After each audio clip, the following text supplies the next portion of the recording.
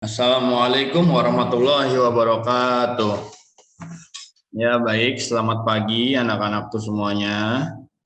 Kita masuk sekarang itu kita ada di pertemuan ketiga. Untuk kelas 10 kita pertemuan ketiga. Oke, di sini yang sudah banyak itu OTKP, PHR, PHU, MMR baru satu orang, AK, MMR udah banyak, MMR 2, MMR satunya baru satu orang, TSM. Oke. Ya, baik. Sebentar. Ya. Assalamualaikum warahmatullahi wabarakatuh. Selamat pagi semuanya. Ketemu lagi dengan saya, Trioga Pamungkas. Atau yang biasa dipanggil Pak Yoga kalau di sekolah. Berhubung kalian online, kita pembelajarannya masih via Zoom dan via Google Classroom. Jadi kalian itu di sini masih masuk di bab 1, yaitu sistem pembagian kekuasaan negara Republik Indonesia. Pembagian kekuasaan tuh kayak gimana sih Pak? Masih sama kayak kemarin, cuman ini bab lanjutan. Karena bab lanjutan nanti saya ada tugas, tapi tugasnya saya kasih di Google Classroom. Hari ini Pak enggak hari ini, mungkin minggu depan, karena hari ini kita cukup materi aja. Nah anak-anak buat yang kemarin sudah ngirim tugas via DM ke saya, via foto, saya buka satu-satu, tapi itu yang mengirim itu hanya sekitar 70-an anak, nggak ada 200 tuh nggak nyampe. Ya lanjut aja, kita lanjut ke slide berikutnya. Oke. Oh ini nggak kelihatan ya, videonya harus dipindahin, dikecilin kalau itu mah. Oke. Pembagian kekuasaan secara horizontal. Pembagian kekuasaan secara horizontal yaitu pembagian kekuasaan menurut fungsi lembaga-lembaga tertentu legislatif, eksekutif, dan yudikatif. Berdasarkan Undang-Undang Negara Republik Indonesia tahun 1945 secara horizontal, pembagian kekuasaan negara dilakukan pada tingkatan pemerintah pusat dan pemerintah daerah. Pembagian kekuasaan pada tingkat pemerintah pusat berlangsung antara lembaga-lembaga negara yang sederajat. Pembagian kekuasaan pada tingkat pemerintah pusat mengalami pergeseran setelah terjadinya perubahan UUD Negara Republik Indonesia tahun 1945. Pergeseran yang dimaksud adalah pergeseran klasifikasi kekuasaan negara yang umumnya terdiri atas 3 jenis, legislatif, eksekutif, dan yudikatif, menjadi 6 kekuasaan negara. Jadi anak-anak, legislatif, eksekutif, dan yudikatif itu, legislatif itu bisa kita lihat dari anggota dewan, DPR, itu maksudnya legislatif. Eksekutif itu presiden. Yudikatif itu bisa disebut juga oleh lembaga kehakiman. Kehakiman kayak gimana Pak? Itu loh hakim-hakim kalian yang nah itu ya hakim kalian ngurus persidangan, jadi jaksa, masuk lembaga yudikatif. Sekarang menjadi 6 Pak, apa aja nanti kita bahas. Jadi anak-anak, saya di sini chatnya saya buka, biar kalau mau ada sambil nanya, tanya aja nggak apa-apa. Tanya aja, chatnya saya buka. Jadi kalau misalkan kalian mau sambil nanya nggak apa-apa. Coba nih saya kirim sekali. Bisa nggak? Ya, kalau mau sambil nanya aja nggak apa-apa. Mau sambil nanya silahkan. Oke, ya kita lanjut ke slide selanjutnya. Nah, nih kekuasaan konstitutif. Kekuasaan untuk mengubah dan menetapkan undang-undang dasar. Kekuasaan ini dijalani oleh Majelis Permusyawaratan Rakyat (MPR) sebagaimana ditegaskan dalam pasal 3 ayat 1 Undang-Undang Republik Indonesia yang menyatakan bahwa Majelis Permusyawaratan Rakyat berwenang mengubah dan menetapkan Undang-Undang Dasar. Nah, di sini nih. Jadi, nanti ya nanyanya, nanti saya jawab satu-satu. Nanti saya jawab dari atas. Jadi gini anak-anak, MPR. MPR itu mengubah dan menetapkan Undang-Undang Dasar. Nah, saya tanya dulu nih, kalau DPR itu ngapain? Kan kalau MPR mengubah dan menetapkan undang-undang. Kalau DPR itu apa kerjanya? Oke, ayo jawab.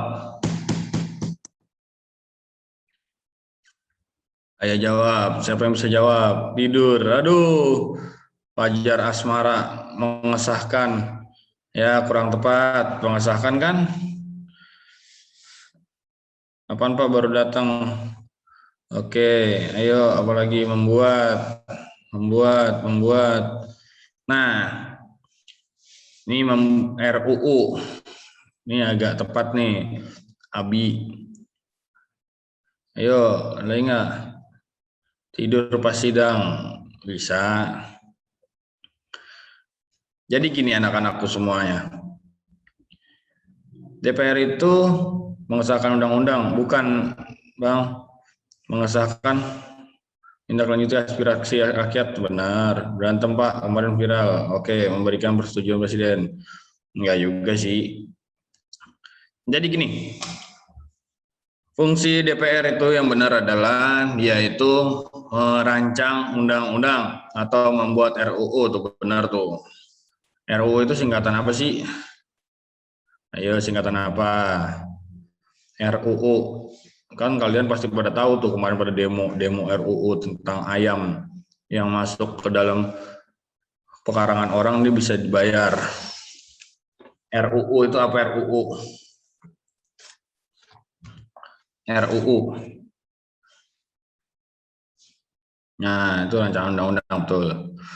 Nah, sekarang gini deh. Kalau kalian kan ke situ kalian bisa melihat bahwa yang merancang undang-undang itu DPR dan presiden. Nanti MPR itu cuman dia itu menetapkan apakah itu layak, dia menimbang dengan undang-undang dasar, dia menimbang dulu dengan ini dan itu, baru dia bisa menetapkan bahwa undang-undang itu bisa dimasukkan ke dalam undang-undang baru. Lanjut. Eksekutif, yaitu kekuasaan untuk menjalankan undang-undang dan penyelenggaraan pemerintahan negara. Kekuasaan ini dipegang oleh presiden sebagaimana tegaskan dalam pasal 4 ayat 1 Negara Republik Indonesia 1945 menyatakan bahwa Presiden Republik Indonesia memegang kekuasaan pemerintah menurut Undang-Undang Dasar. Oke, eksekutif. Ya, saya mau tanya dulu, wakil presiden kita sekarang siapa? 5, 4, 3, 2, 1. Oke, Bapak saya. Oh, ada anaknya Ma'ruf, MMR1 Dara. Nah, ya, namanya benar, Ma'ruf Amin. Jadi di antara kita itu banyak yang nggak kenal sama wakil presiden kita sendiri. Bahkan anak murid saya di sekolah tetangga itu masih bilang bahwa wakil kita itu masih Yusuf Kala. Kenapa? Karena kurang eksistensinya wakil presiden kita sekarang. Sebenarnya, nah yaitu karena jarang kelihatan, jarang ke-expose wakil kita. Mungkin karena sudah tua, jadinya dia di rumah aja, takut kena COVID. Ya, kalau saya tanya lagi nih sama kalian nih, ini pertanyaan yang kemarin saya sempat kasih ke kalian pas tugas. Sebutin wakil Presiden Soeharto satu saja. Ya, silakan.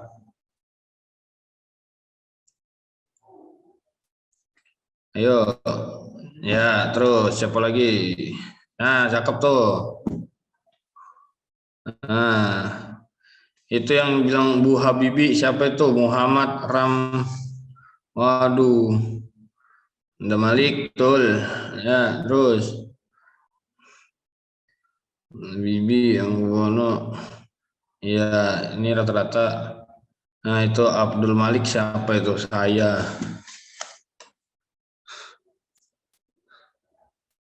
Abdul. Try Sutrisno, ya, try. Oke, benar. Benar. Jadi gini anak-anak semuanya, kita selain kita presidennya aja yang harus kita tahu, wakilnya juga kita harus tahu dari ujung sampai ujung itu kita harus tahu. Kayak contoh eksekutif ini Presiden Republik Indonesia memegang kekuasaan loh, pemerintah menurut undang-undang. Jadi dia pemegang kekuasaan, pemerintah itu presiden. Presiden itu sebagai simbol negara juga, sebagai simbol. Jadi dia tetap tetap dihormatin sama semua rakyatnya. Akan tetapi pada saat ini kenyataannya wakil presiden kita kurang begitu aktif. Jadi kita kurang mengetahui apa yang seharusnya dia kerjakan, apa yang seharusnya dia lakukan. Kita nggak tahu sampai sekarang. Oke? Ini 10-1 di rumah takut corona, lagi ngopi. Kita nggak tahu dia lagi ngapain kan, makanya kita jangan so tahu. Oke, anak-anak, kita lanjut lagi ke slide selanjutnya. Nah, ini kekuasaan legislatif. Itu kekuasaan membentuk undang-undang. Kekuasaan ini dipegang oleh Dewan Perwakilan Rakyat. Tuh, baca membentuk undang-undang. Kekuasaan ini dipegang oleh DPR. Tegaskan dalam pasal 20 ayat 1 Negara Republik Indonesia yang menyatakan bahwa DPR memegang kekuasaan membentuk undang-undang.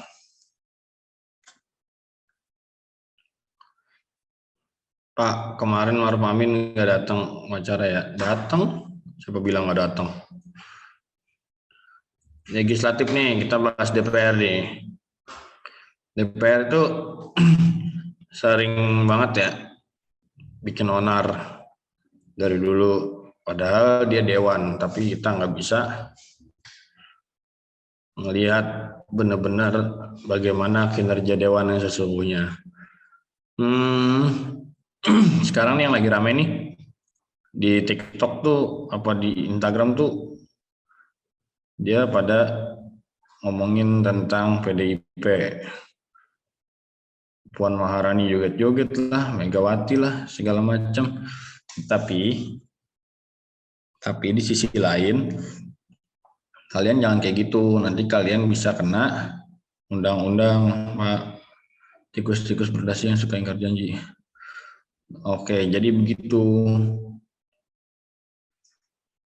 Itu kerjaan DPR, membentuk undang-undang.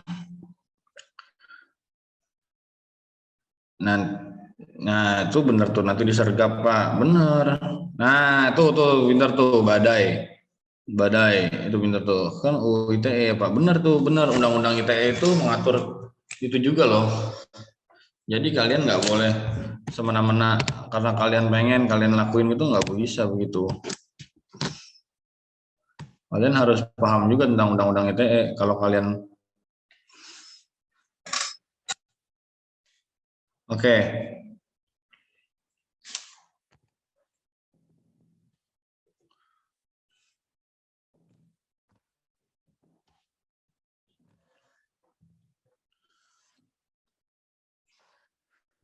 Tapi kenapa sebagian ada yang tidur Pak? Mungkin lelah habis nonton bola, ya bisa. Namanya tidur, kita di kelas juga udah bisa tidur. Bahan-bahan masuk dalam bansos. Dari kasus kemarin, kok si DPR-nya kepikiran undang-undang melenceng sih Pak? Oh ya, Jihan pinter nih. Mungkin DPR itu ada yang membantengi atau membentengi maksudnya, membantengi. Dia itu ada yang nyuruh bikin kayak gitu, ada yang bikin, dia emang mungkin membuat itu karena melihat situasi di Indonesia yang sangat tidak kondusif. Contohnya kayak ayam itu. Ayam itu kan ayam pekarangan tetangga. Mungkin salah satu anggota DPR kita ada yang tetangganya tukang ayam, lalu sering masuk ke rumahnya. Kan kita juga nggak tahu. Nah, terus nih ada lagi nih pertanyaan nih. Pak, apa DPR memiliki hak? Punya dong. Hak DPR tuh banyak, nak. Hak DPR itu satu, itu mengajukan usul untuk merancang undang-undang. Dua, mengajukan pertanyaan. Tiga, hak menyampaikan usul dan pendapat. Oh, bertulis-tulis saja, tulis-tulis. Yang membela diri.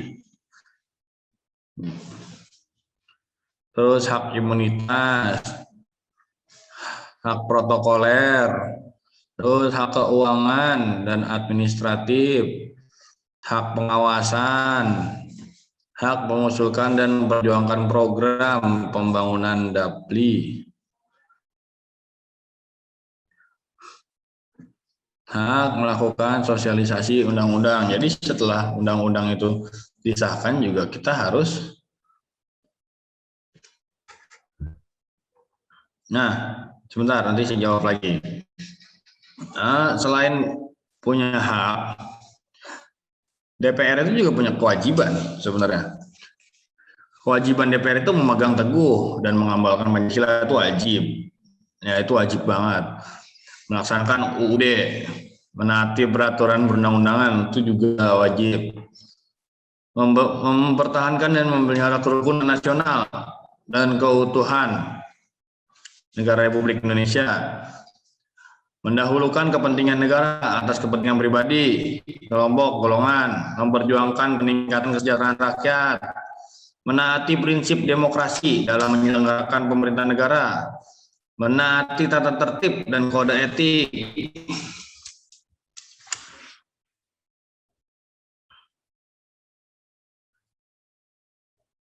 menaati prinsip demokrasi dalam penyelenggaraan pemerintahan negara, tata tertib kode etik, menampung dan menindaklanjuti aspirasi dan pengaduan masyarakat, dan memberikan pertanggungjawaban serta moral politis pada konstituen di negara daerah pemilihannya. Oke, ada pertanyaan lagi nih, Pak.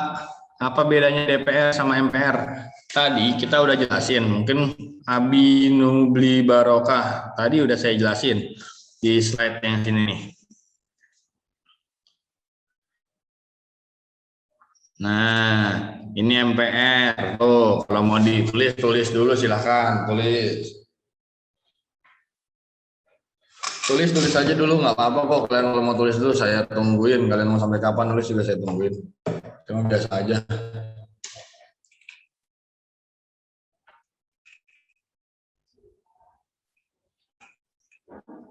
Saya tungguin kalian kalau mau nulis dulu.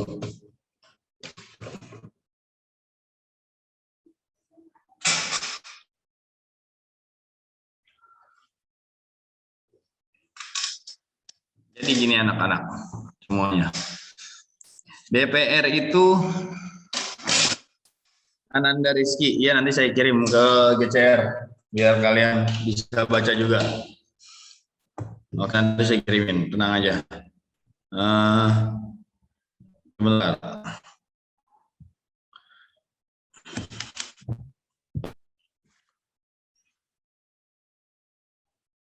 Saya mau backgroundnya jangan yang ini.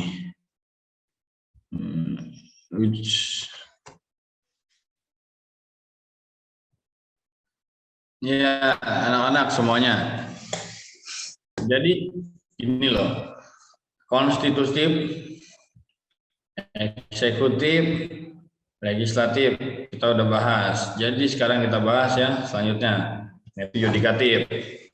Tadi udah saya sebut di awal, disebut kekuasaan kehakiman, yaitu kekuasaan untuk menyelenggarakan peradilan guna menegakkan hukum dan keadilan. Kekuasaan ini dipegang oleh Mahkamah Agung dan Mahkamah Konstitusi.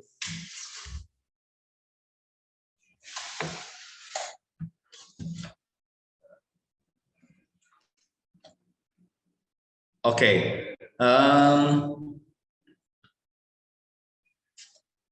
Ini ditegasin dari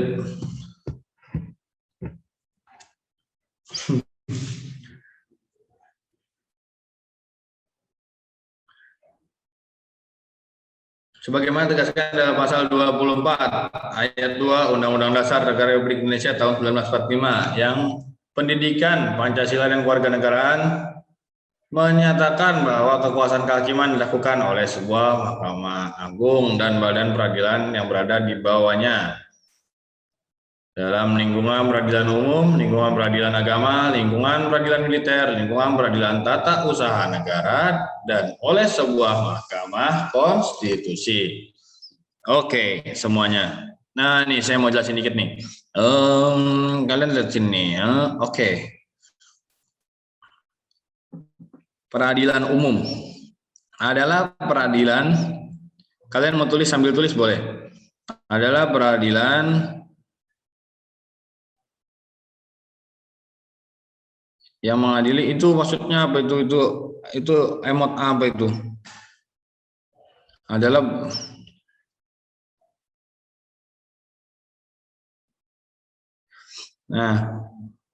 sebelum sini kita bahas dulu situ deh.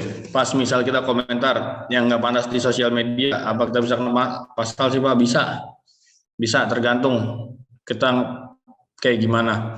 Nih, saya share screen-nya sekalian nih. Tentang pencarian saya di sini.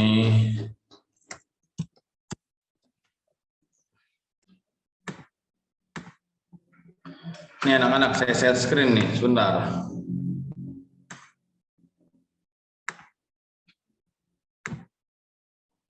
Oke, kebaca kan? Nah,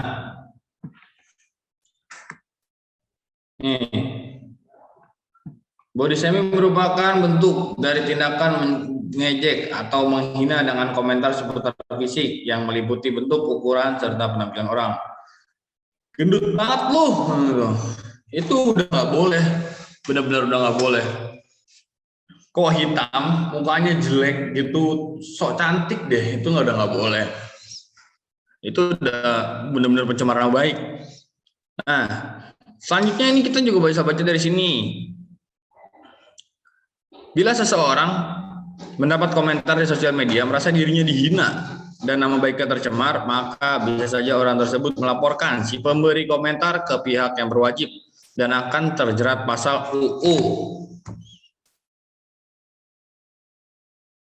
Oke. Udah ya. Cukup. Undang-undangnya aja nih saya post. Udah cukup. Share screen-nya cukup. Saya balikin lagi ke PPT.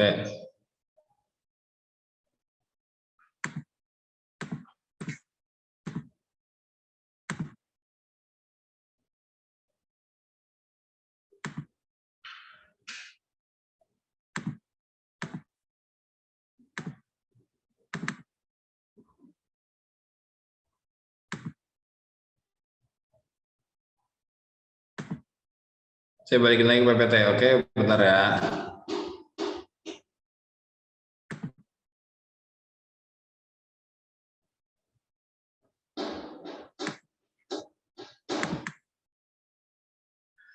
Salah pencet.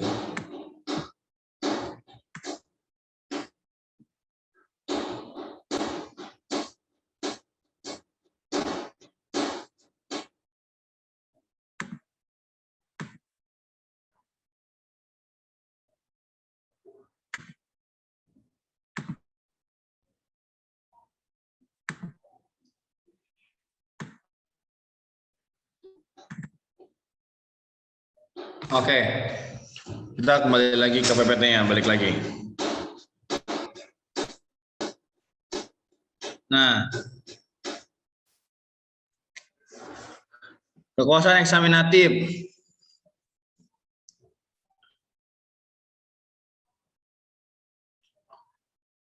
Yaitu kekuasaan yang berhubungan dengan penyelenggaraan pemeriksaan atas pengelolaan dan tanggung jawab tentang keuangan negara.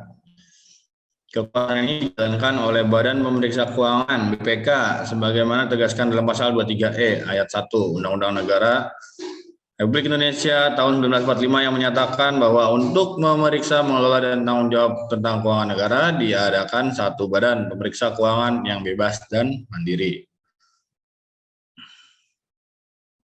Oke, masih bahas tentang yang tadi nih ya di chat. Kita masih bahas tentang yang ini komentar nggak pantas. Makanya kalau punya medsos komennya yang baik-baik, jangan asal jeblak. Iya betul.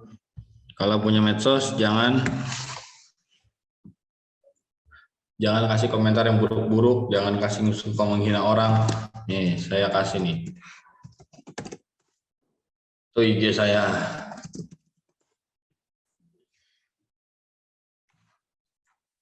Jadi gini anak-anak semuanya,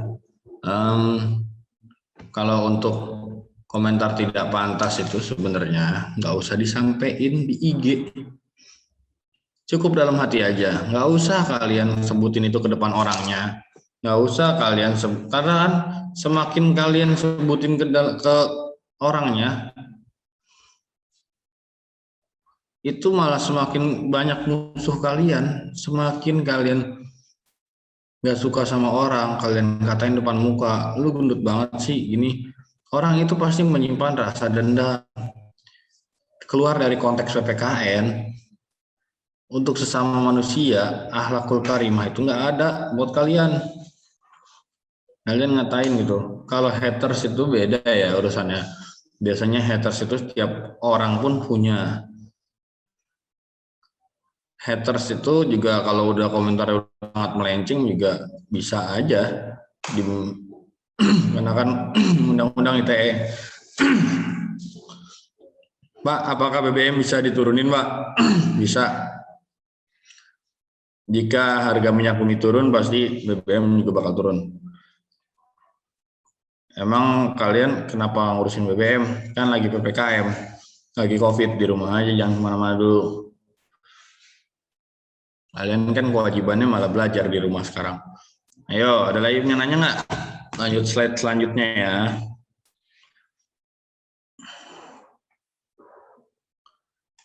Oke, kekuasaan moneter. Kekuasaan untuk menetapkan dan melaksanakan kebijakan moneter, mengatur dan menjaga kelancaran sistem pembayaran, serta memelihara kestabilan nilai rupiah. Kekuasaan ini dijalankan oleh Bank Indonesia selaku Bank Sentral, sebagaimana tegaskan dalam pasal 23D Undang-Undang Dasar Negara Republik Indonesia tahun 1945. Yang menyatakan bahwa negara memiliki suatu bank sentral yang susunannya, kedudukan, kewenangan, tanggung jawab, dan independensinya diatur dalam undang-undang. Nah, ini salah satu apa ya kalau saya bilang ya, salah satu kebijakan atau satu hak dan kewajiban dari Bank Indonesia. Kalau kalian tahu di Bank Indonesia itu, Pak, kenapa sih? Pasti dalam benak kalian nih pasti ada nih pikiran kayak gini. Pak, kenapa Indonesia nggak cetak uang sebanyak-banyaknya untuk membayar hutang-hutang Indonesia? Saya yakin 100% di dalam pikiran kalian tuh kalian ada yang mikir begitu. Benar apa salah?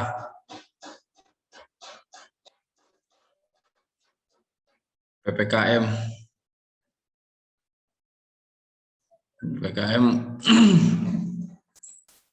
benar Pak, iya benar. Jadi gini, kenapa kalian kepikiran kayak gitu? Sama saya dulu. Saya dulu juga pernah mikir kayak gitu. Akan tetapi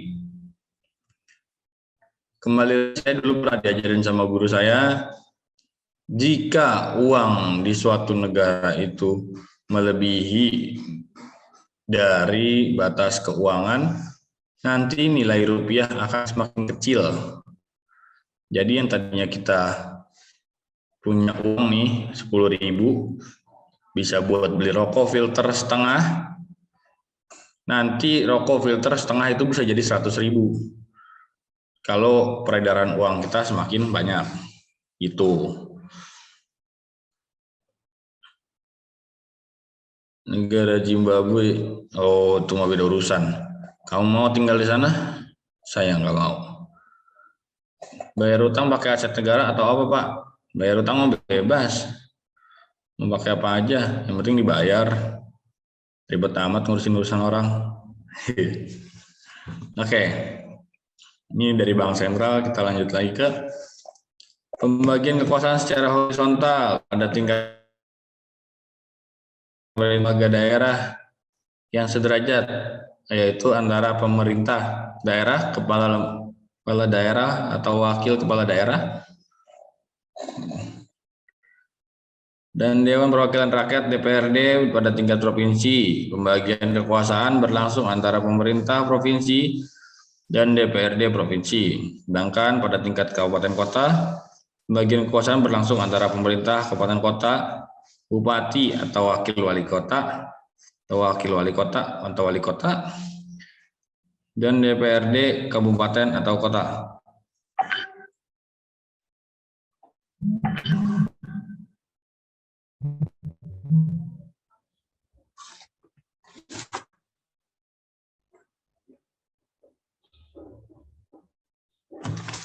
Oke. Di sini nih, ada yang pertanyaannya lagi.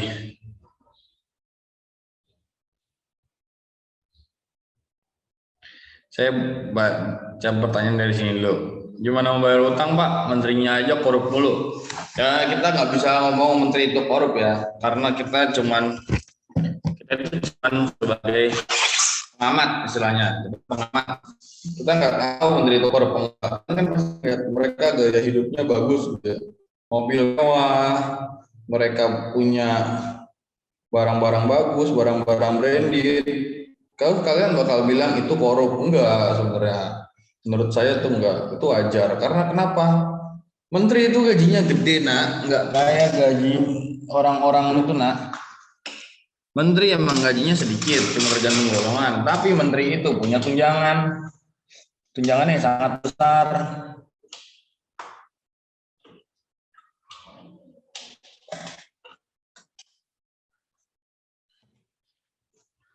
Oh, muka saya jadi merah.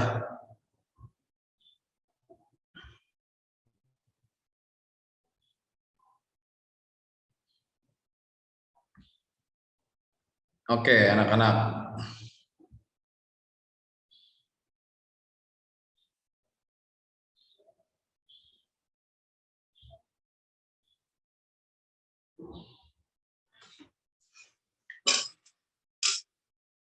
Bentar, saya ngatur background dulu biar nggak ambar-ambaran. Saya mau ganti ke sini aja biar sedikit dah. Jadi gini, saya mau kasih tahu nih, gimana? Kalau korup itu gampang nak tangkapnya. Jadi kita itu punya KPK itu menyelidiki bagus. Jadi kita juga tahu KPK itu yang mana yang harus diselidiki, mana enggak. Pak, kenapa harga barang sekarang makin lama makin naik? Oke, anak-anak, sekarang gini. Zaman bapak saya kecil itu uang nggak ada gunanya. Bapak saya kecil itu tahun 60-an. Bapak saya beli Vespa waktu itu Lambretta tahun 78. Bapak saya beli Vespa itu sekitar 300.000. Bapak saya beli motor 300.000. Kalian bayangkan sekarang Lambretta itu harganya sekitar 80 sampai 90 juta. Ada perbedaan nggak? Dari segi umur, itu yang dinamakan dengan investasi. Jadi mata uang kita nih, rupiah, semakin lama semakin nggak ada gunanya. Dulu kalian punya uang 200 rupiah, kalian bisa beli permen. Sekarang 200 rupiah mana bisa beli apa-apa. dikasih tukang parkir aja dibuang, iya enggak? Pak, kenapa harus logo banteng? Ada apa dengan logo banteng, Pak? Emang ada logo bantengnya? Saya nggak ada logo bantengnya. Nah, ini pintar nih. Pak, kenapa Indonesia nggak bikin channel YouTube, Pak? Kan nanti kalau subscribe-nya banyak, nanti bisa dibayar sama Google, duitnya buat bayar utang. Boleh, itu juga bagus, tapi nggak tahu saya juga kenapa itu nggak bikin. Ada lagi nih bawahnya, kamu ngirim mulu.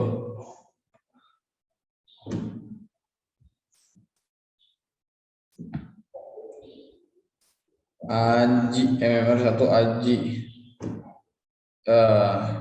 Komentar yang bener dong. Pak, kenapa PPKM semakin berpanjang? Kenapa nggak tutup sekalian PPKU? Nah, pinter nih, pinter. Tadinya SPBU ditutup, nah. Tadinya SPBU ditutup. Waktu pas awal-awal itu ada kelangkaan bahan bakar. Tapi kalau kita di Indonesia tuh udah banyak mobil listrik, udah ada motor listrik, udah banyak, apalagi sepeda listrik, sudah banyak. Makanya sama aja. Kepak sayap kebinekaan baca itu kemarin di Boyolali. Kenapa kurs rupiah makin turun ya Pak? Nah ini ada kebobrokan. Subscribe banteng.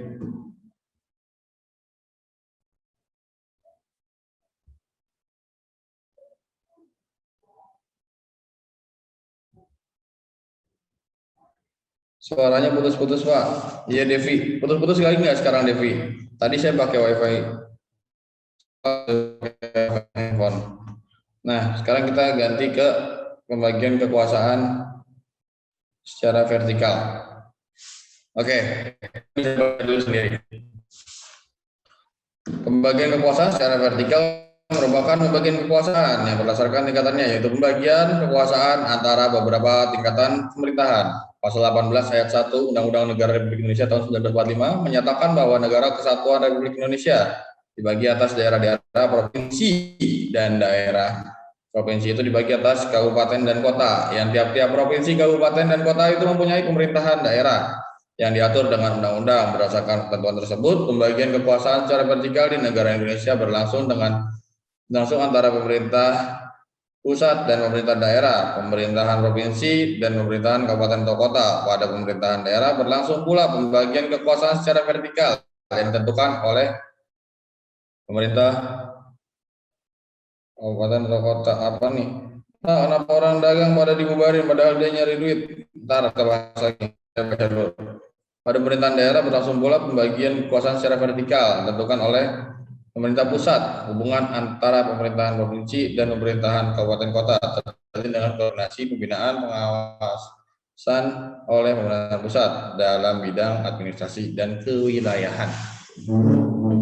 Oke, kita bahas yang ini dulu. Yang ini itu sebenarnya masuknya ke ini pemerintahan pusat itu otonomi daerah dan otonomi pusat. Jadi gini, pemerintahan pusat dan otonomi daerah itu waktu itu ada di bab, kalian masih kelas 9 kalau nggak salah itu. Otonomi daerah itu ada di bab 9. Di kelas 9. Di bab berapa saya lupa. Ada pertanyaan, Pak, apa corona masih ada? Lantas kenapa di TV udah ada berita tentang corona? Sebenarnya masih ada, tapi sekarang beritanya sengaja di skip karena apa Pak? Karena biar orang-orang merasa biasa aja. Pak, Xi Jinping siapa? Kita bahas yang sesuai ini dulu ya. Pak, misalnya presiden sekarang banyak utang, terus dia berhenti, terus membayar utang itu siapa? Nah, ini adalah Zaki, cakep nih.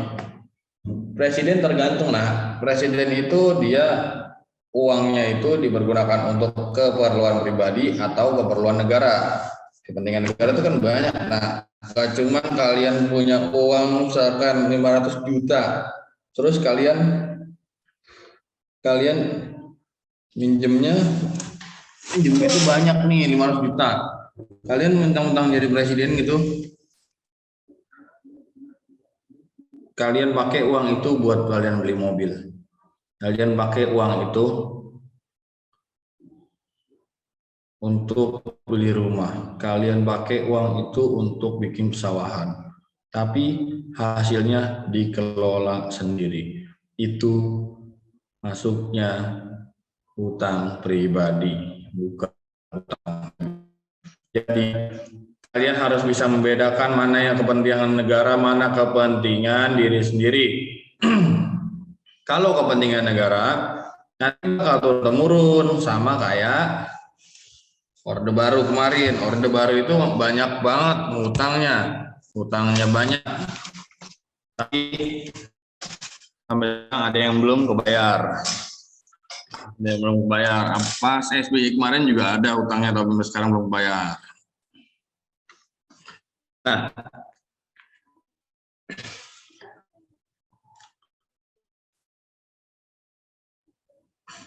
Pak, apa itu otonomi daerah? Nih, otonomi daerah nih. Nih, masih ada di sini nih.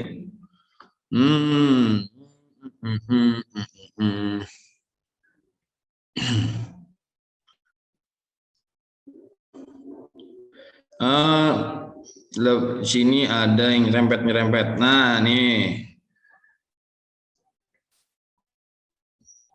Nah, menyatakan bahwa Negara Kesatuan Republik Indonesia dibagi provinsi dan daerah provinsi itu dibagi atas kabupaten kota. Tambahin lagi nih, yang tiap-tiap pemerintah provinsi mempunyai pemerintahan daerah, di kota itu punya pemerintahan daerah yang diatur dengan undang-undang. Nah, jadi otonomi daerah itu, tiap-tiap daerah itu berhak untuk mengurus kepentingan daerah sendiri. Bener nih, Ananda Rizky nih, pinter. Itu pelajaran SMP itu. Pak, apa benar Indonesia berhutang kepada Cina miliaran? Saya nggak tahu itu penting apa itunya di mana ya. Apa kebenarannya gimana? Saya nggak tahu itu.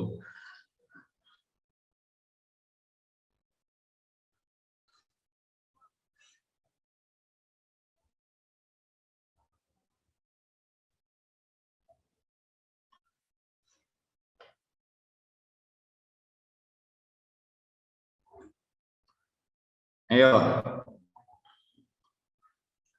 Pak, Indonesia udah 6 triliun. Tahu, chatnya kebanyakan nih. Utangnya dibayar ke siapa ya, Pak?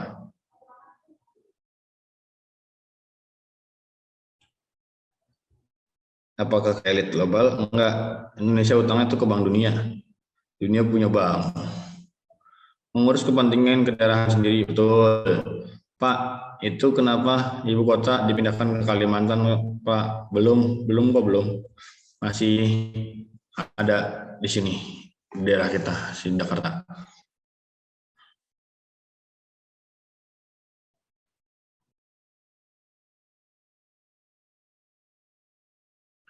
Indiho mulai, Pak, kalau tugas kemarin dikirim sekarang boleh, Pak? Boleh.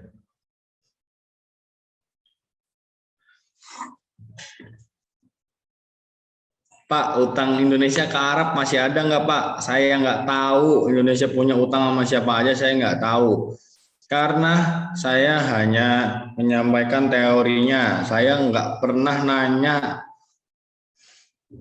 ke sana Indonesia punya utang sama siapa aja, saya nggak pernah nanya.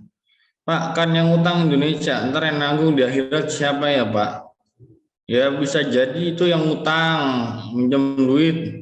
Kan biasanya kalau ada orang mau meninggal, ya barang siapa yang punya sangkutan hutang atau piutang kepada almarhum atau almarhumah, harap diselesaikan dengan acara kekeluargaan dan dalam tempo yang sesingkat-singkatnya. Itu kan benar kan?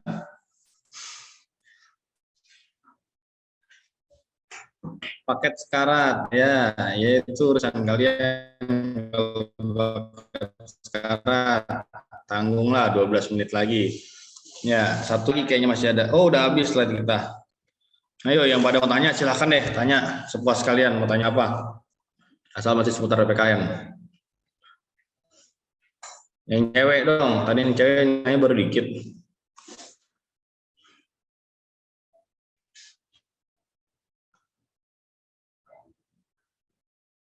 Pak, setuju gak kalau sinetron merusak generasi bangsa? Setuju, setuju banget sinetron tuh. Banyak banget yang merusak, benar-benar merusak gitu ya. Kalau saya bilang benar-benar merusak.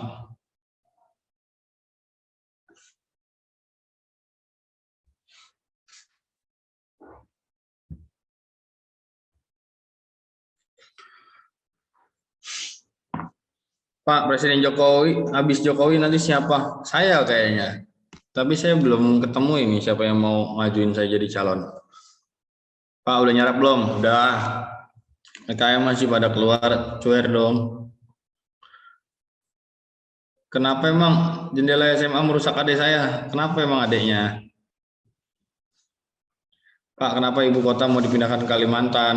Nah, itu juga ada salah satu usulan dari presiden kita. Kalau kenapa dipindahin Kalimantan? Karena satu pertimbangannya itu Kalimantan itu adalah pulau yang nggak pernah terkena bencana alam. Coba kalian perhatiin dari dulu sampai sekarang, emang bener, Pak, itu nggak pernah kena bencana alam. Kalian perhatiin aja dari dulu sampai sekarang, apakah Kalimantan itu pernah kena gempa atau enggak? Oke, udah situ aja. Lalu kita lanjut.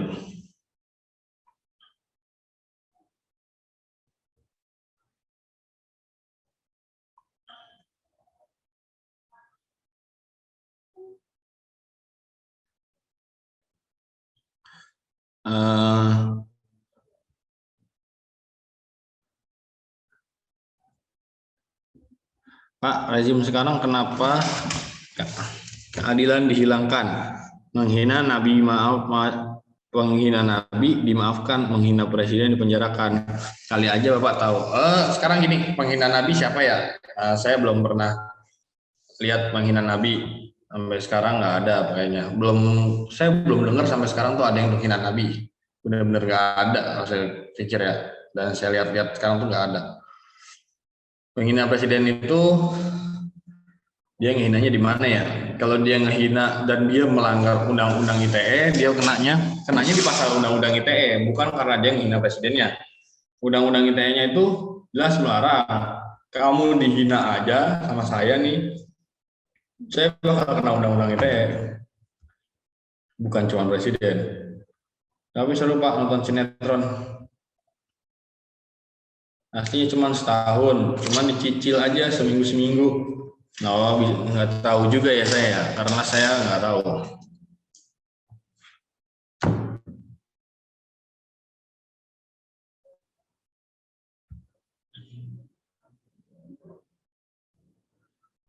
Pak, saya pengen jadi DPR. Singkat cerita, saya punya teman saya itu anaknya anggota dewan. Jadi bapaknya itu anggota dewan dan dia hidup bener-bener harta. Dia pulang kampung ke rumahnya di Sukoharjo itu naik Lamborghini.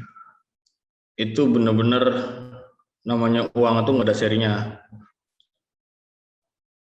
Ya silakan sih kalau kalian mau jadi DPR, saya juga mau, bukan cuma kalian. Itu baru bapaknya, bukan dirinya sendiri jadi presiden. Bukan dirinya sendiri jadi DPR. Oleh ibu kota pindah, Monas dipindah nggak Pak? Kayaknya nggak deh. Berat sih. Sampai sekarang banyak yang korupsi Pak. Mungkin keadaannya mendesak. Bakaran hutan. Nah, cakep nih. Masa pandemi gini urbanisasi masih berjalan nggak sih Pak? Kayaknya udah ada yang berjalan, ada yang enggak. Karena di mana-mana kan ditutup. Jalan nggak bisa masuk. Nonton film drakor. Nonton film drakor. Pak, Kalimantan itu jantung Indonesia, Pak. Nanti kalau hutannya gundul, nanti hutannya gundul lagi.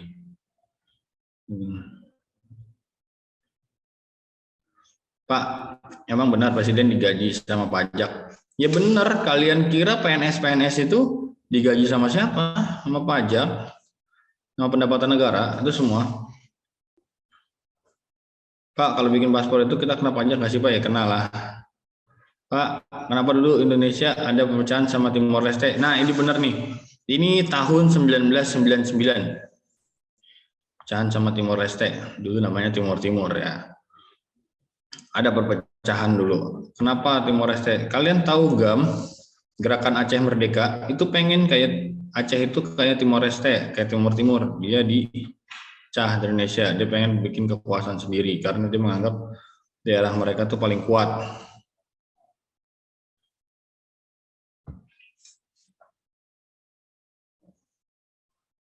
Pak, kenapa penghina agama masih dikasih hidup?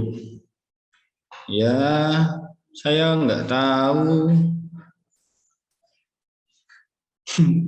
Kan kalau kata presiden gitu, lah saya nggak tahu. Ya selamat kamu dapat sepeda, gitu kan? Ya mungkin saya nggak tahu itu. Saya nggak mau membahas tentang itu. Sukoharjo di mana Pak? Di Jawa Tengah. Pak, vaksin kapan Pak? Nanti kabarin lagi sama wali kelas ya. Pak, mengapa negara kita mengatasi korupsi tidak terlalu tegas? Kenapa nggak berani seperti negara maju? Misalkan dihukum mati, kenapa kita nyari penjara, tidak ada hukuman mati? Oke, Ajeng. Pintar nih. Ajeng nih, Ajeng, saya tandain dulu, bentar. Ajeng. Oke, Ajeng. Tidak dihukum mati ya, karena satu-satunya itu kita punya yang namanya undang-undang hak asasi manusia. Hak itu hak untuk hidup. Nah, jadi kita punya hak hidup. Kalau kita korupsi, hanya sekedar korupsi gitu, tidak membahayakan orang lain, kayak misalkan bandar narkoba gitu, kita masih bisa dikasih kesempatan hak hidup. Kalau narkoba, bandar narkoba itu merusak generasi bangsa.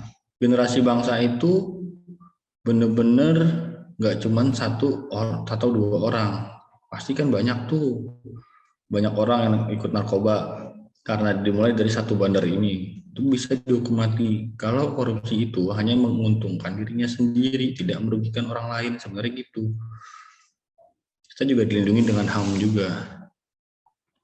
Turnamen Mobile Legend nanti ada nggak Pak? Ada, nanti saya adain. Oke, ini pertanyaannya banyak banget ya. Virus baru, bedanya HAM dan HAM apa Pak? Tahu lah.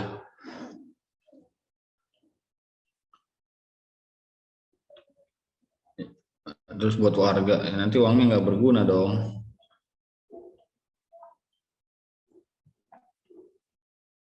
Oke nih.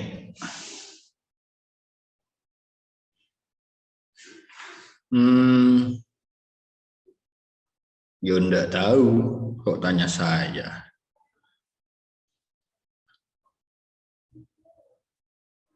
Pak. Nah, ini ada nih. Pak, paling parah pada masa revolusi tahun berapa ya Pak dan kenapa? Saya nggak bisa Pak bilang paling parah. Saya nggak bisa bilang paling hancur.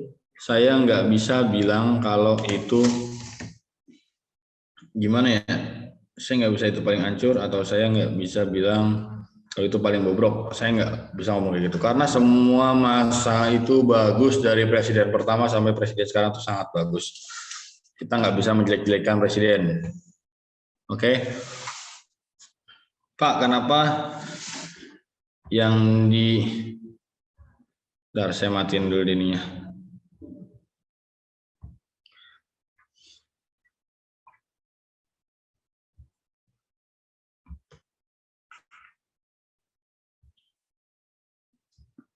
Oke.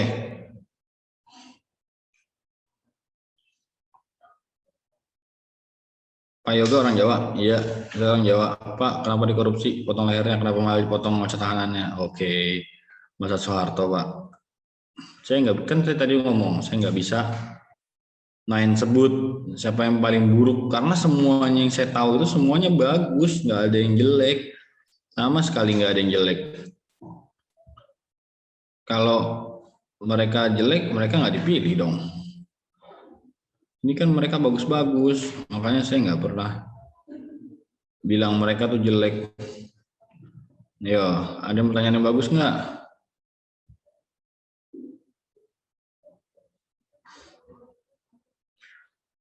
Saya asli dari Jogja. Kalau kalian tahu Jogja, kalian hebat.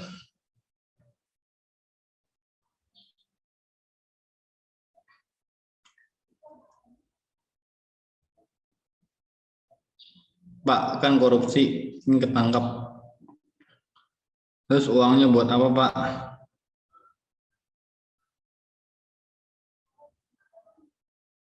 Korupsi ketangkap, uangnya buat apa? Tergantung yang korupsinya ya. Ada yang korupsi digunakan untuk kepentingan pribadi.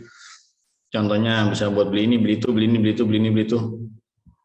Nanti ada juga yang dia korupsi buat kepentingan masyarakat. Misalkan kalian pernah dengar kasusnya Robin Hood nggak?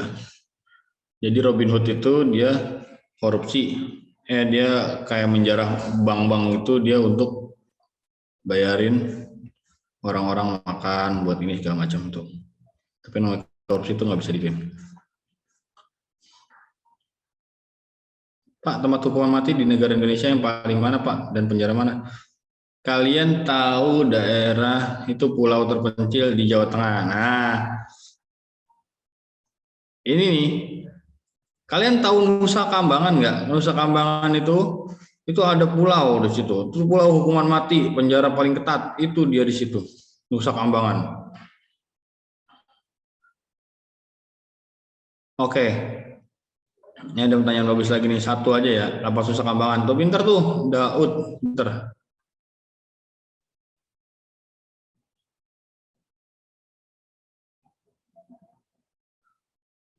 Pak, kalau ada pais usir aja Pak penyusup. Nggak tahu saya kenapa banyak korupsi. Mungkin uangnya langka. Jadi ketangkapnya duitnya suruh balikin apa enggak? Duitnya suruh balikin pasti. Tinggal di Nusa Kambangan enak nggak Pak? Ya nggak enak lah, namanya hukuman mati. Pak, sampai jam berapa? Ini udah habis, jam 9.30. Oke, anak-anak, karena ini sudah habis, cukup sampai sini aja ya. Nanti kalau ada yang mau tanya-tanya, lewat IG, apa lewat WA nggak apa-apa. Nih, saya kasih IG saya.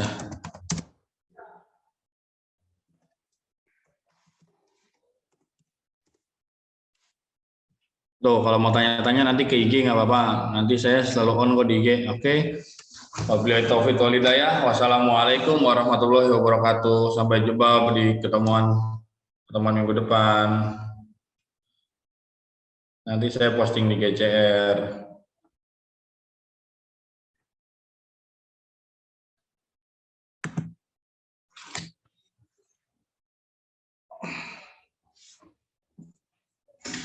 Agar dia